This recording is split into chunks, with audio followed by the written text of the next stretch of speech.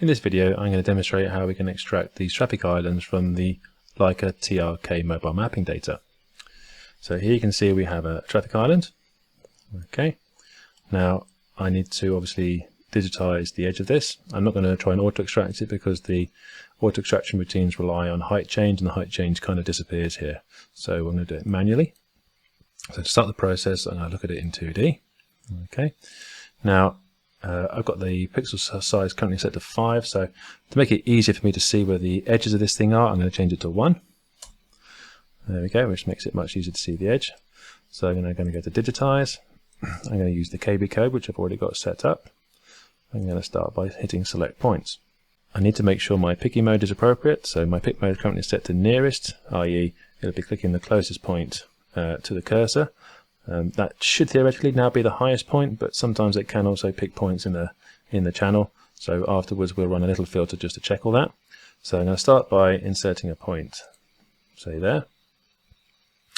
And now I'm going to start doing the curve. Now obviously I want this to be curved. So my first point here is actually the tangent point. It's where the curve starts tangentially to the straight. So I'm going to press T, and notice in the top right hand corner the tangent option becomes enabled. So put my first tangent point about there, and my next tangent point here. Now n4ce assumes that it's going to switch into curving mode after tangent point, so I'm going to press T again so that I can end the curve tangentially to the straight. So I'll put that in there. And now the next point, as you can see, it's now curving it for me. The next point is still a tangent point, so I'm actually going to be pressing T for each of these. So we'll put a T here, okay, until I get to the last point, where yes, it's a tangent point, but it's also the last point because I want to basically close it. So I hit P to make it into a polygon, which is the same as clicking close up there, and I'm just going to click there.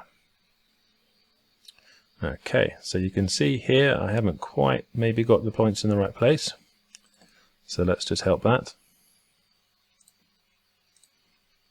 So with the points turned on, I can see where those nodes are, and what I'm going to do is I'm now going to go to editing. I'm going to go to move point, and we'll say move that point to there, move that point to there.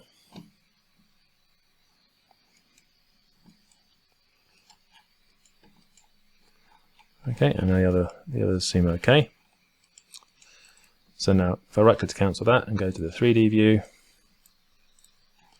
and zoom in, alright, so we can see that those points aren't exactly on the top of the curve. To fix that, rather than move each point individually, I'm going to very quickly flick back to the 2D view. Okay, so you can see here that's been drawn now in 2D, and the height's already been plotted for us.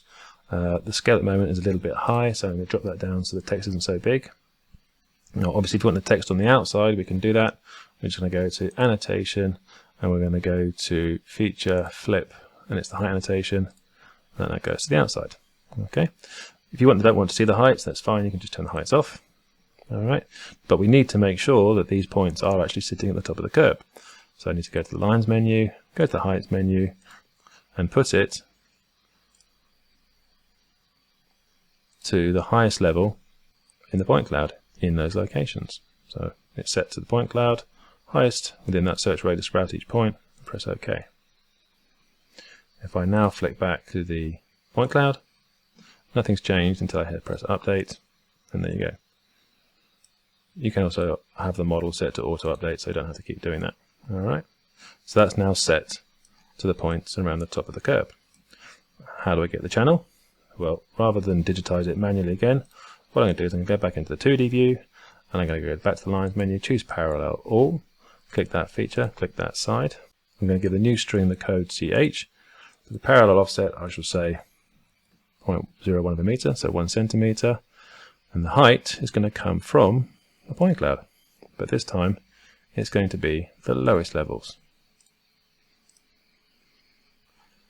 You can just about make out the red line there. If I turn off the backcloth, you'll see it clearer. And again, in 3D, there it is. Okay, so that's the channel line. There's obviously some more information to digitize here. There is the bollard, there is the sign and the other bollard, and if I increase the point size again, you can see that there is a drain cover of some sort. Okay, so let's start by doing the drain cover. Now, as you can see, as I zoom in or change it to 1 pixel, that kind of disappears. However, we have access to the images. So I'm going to do show image locations. I'll choose this one here. I can move back and forth just by clicking another one, like this. Okay. So you can move between them using the arrows, or cancel using the cross. Go back to where I was perhaps. Alright, and then zoom in.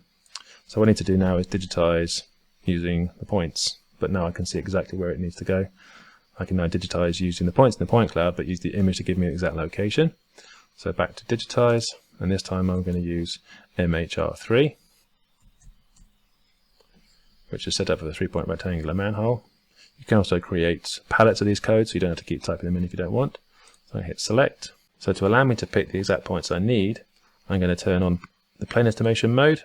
And it's currently set to a radius of 0.1. Okay, so I'm going to put my first point, say there, my second point there, and my third point there.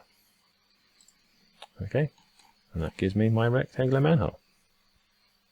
So I need to do the bollards. I could do that in here, but I might as well just do that in the point cloud as well. Okay, so there's the manhole cover. Okay, now the bollards are essentially square. So what I'm going to do is change my code to BOL, which is already created, which is already set up for bollard. Select points. I don't need the plane estimation tool.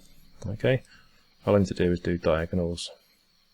Now I want to make sure I get the right height though, so I'm going to do 2-point height. So what that means is I need to click the location for the point, and then where I want to get the height from, and click the other point where it's supposed to go and get its height from over there. Okay, so that's the first bollard, and then the other one is here.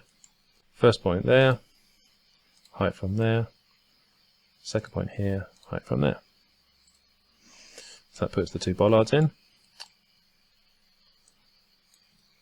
Just got the signpost to do now. So to do that, I'll use the cylinder picker. I'm just going to say, well, don't need quite larger area as that, so we'll go 0.2, and we'll click there. Okay, so that's automatically found the circumference for us. And if I were to go to the section view and enable it, you'll see that there. If I go back to the digitize option and select auto find, I can obviously just move it up and down, it'll update in real time. So I'm still in the bollard code, so I need to change that to RS for road sign. Press enter. Okay, so now we have the text. So it's already been set up, so the text needs to be roundabout, and the diameter is already going to be sorted for us from this, but the height obviously doesn't want to come from where it currently is. We need to be set down here somewhere, so we're going to do pick height, set there. Alright, so when I press digitize, that adds it. There you go. So clear the section. Okay, so there you go. There's the circle down there. There's our bollard. There's our manhole. There's our other bollard. And then see how that looks in 2D. So that's generating an island from a mixture of the point cloud and the 2D view. But as I said before, we can actually just use the 2D view to do everything if needs be. You don't have to use the 3D engine. So here we have 2 more islands, and I'll just show you quickly how we could do it all from in here.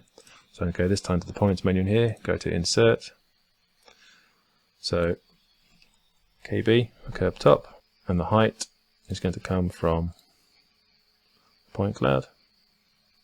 But I could actually just say height is null, and I'll re-height it afterwards, which would be faster. So we'll do that. So we'll say KB, okay. So first point there, and what I'm going to do is I'm not going to worry about the comma codes just yet. So I'm going to go there, there, there, there, there, and there, and there, and there. Okay, and I didn't have auto close turned on, so I'll just do that. So there's my basic shape. And all I need to do now to curve it, just go curve and choose tangent point, and we'll say there to there. So now they've all been tangented. That's our shape. So now I can move it to the height of the point cloud by going to heights to DTM, click that, say sunset. That's the name of the point cloud, highest points, in that search radius. And then obviously the same with the parallel, channel, model interpolate. This time needs to be set to lowest. If I turn the image back on, we can put the bollard in there. So back to points, insert. So we'll choose model interpolate for the height. We'll say lowest. A slightly larger point radius, so we get the levels from the brickwork. So 0.1 there, and another one there. Just to check that out. Okay, here's our island. As you can see, the levels will have all been assigned correctly. So, depending on what you're trying to achieve and how you want to work, you can either work in 2D or 3D, but you can get the same results either way. That concludes this video.